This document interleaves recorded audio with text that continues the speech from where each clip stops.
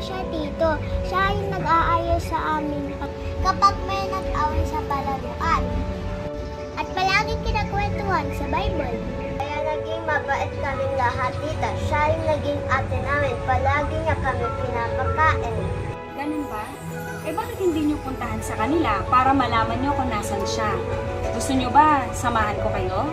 Yun din po yung problema. Simula na pumunta siya, Tito, wala nakakaalam kung saan siya nakatira. Nagtanong-tanong na po kami kahit sino tayo sa barangay. Nandito lang po siya pag magbibigay ng kwento at aral. Tapos pag may problema kami, siya din tutulong. Bigla na lang siya makikita. Parang alam niya may problema kami. Parehas sila ni Aurora. Pinagkaibahan lang medyo matagal na si Celestia. Di tulad ni Aurora, biglang sumulpot at bigla nawala. Kaya po kami nagtataka at ayun po yung iniisip namin. It's the same with Angelica, Auntie. Yes, bigla din siya nawala. Nawala? Paano nawala? Kwento kasi ng mami nila nung nasa ospital sila.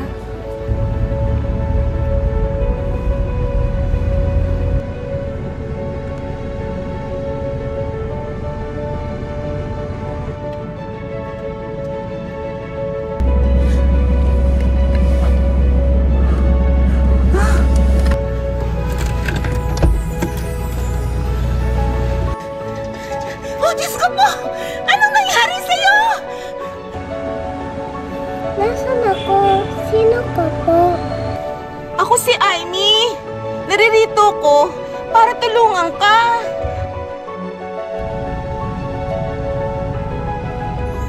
Kamusta ka na? Malapit na ako sa bahay. Pinayuhan ako ng doktor na pagpahingahin ka na muna. Gusto mo bang sumakay ka na lang dito sa akin? Sumama ka sa akin? Hindi ko pa alam. Bigla na lang ako nanghina. Okay lang yan. Huwag ka mag-alala. Naririto ko para sa'yo. Anong pangalan mo? Saka, taga saan ka? Angelica po ako.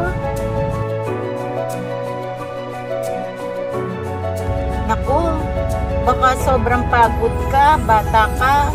Kaya, magpahinga ka muna. Saka?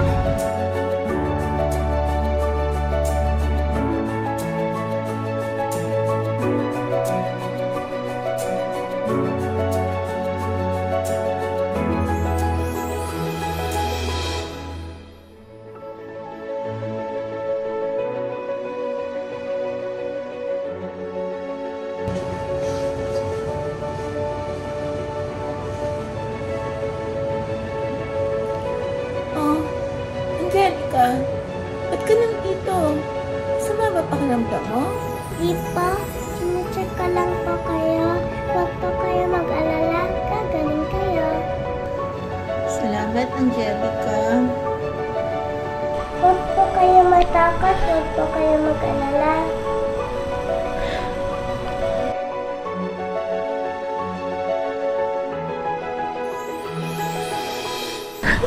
Diba sabi ko po sa inyo, gagaling kayo. Opo, ma'am. Ilang beses po namin pinaulit-ulit ang lahat at talagang negative na kayo. Salamat, Dok! Marinig mo yun? Oo. Ay, wala na akong sakit. Ang thank you, Lord.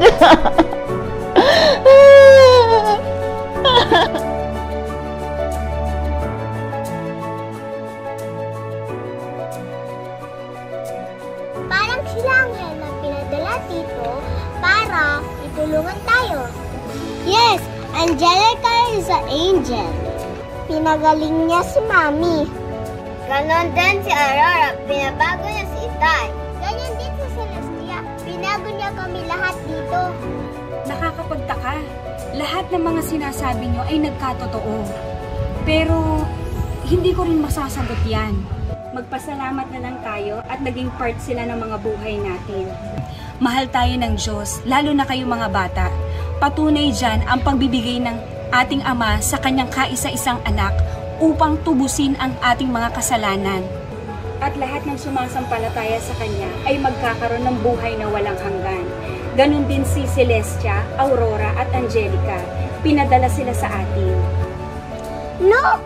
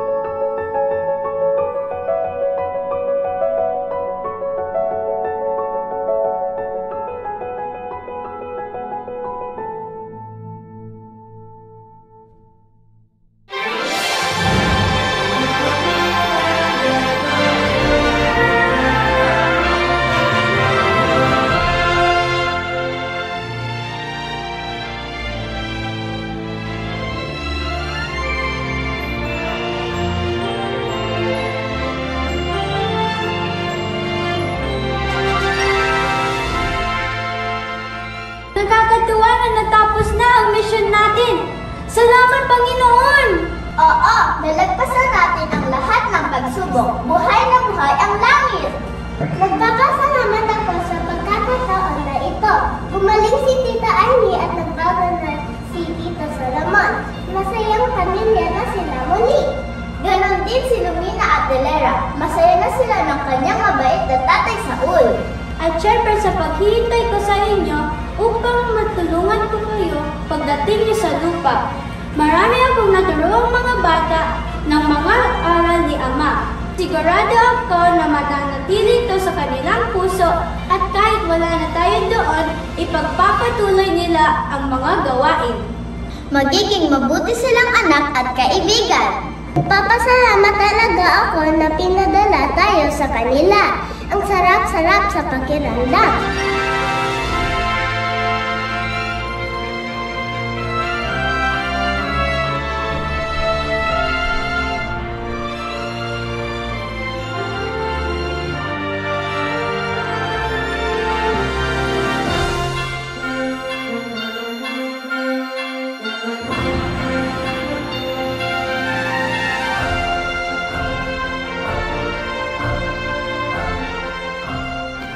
Magandang araw mga mahal kong kapatid.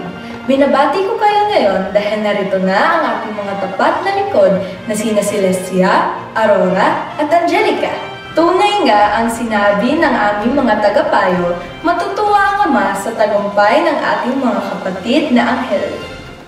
Hinintay natin ang buong puso ng pagbabalik ng ating mga kapatid.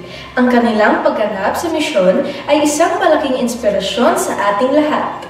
Welcome back! Welcome back! Welcome back! Ang ating Ama ay puno ng pagmamahal sa atin. Kahit sa malayo, nararamdaman natin ang kanyang pagmamahal at paggabay sa bawat isa sa atin. Alam niyang may layunin ang bawat pagpapadala ng mga anghel sa lupa. Ang pagmamahal ng Ama ang nagbibigay sa atin ng lakas at tapang na harapin ang anumang hamon sa lupa. Kaya naman, mga kapatid, hinihikayat ko kayo na pagtulungan natin ang isa't isa. Mahalin natin ang bawat isa at magsilbi ng buong puso. Huwag nating kalimutan na mag-aral ng mabuti. Ang edukasyon ay susi sa paghahanda sa mga misyon na ipagkakatiwala sa atin. Ang ating Ama ay nagdidiwala sa atin. Kaya naman, mga mahal, gayahin natin ang mga yapak ni na Celestia, Aurora at Angelica. Patuloy tayong mag-aral, magsilbi at magmamahalan. I am a child of God, and He has sent me here, has given me an earthly home.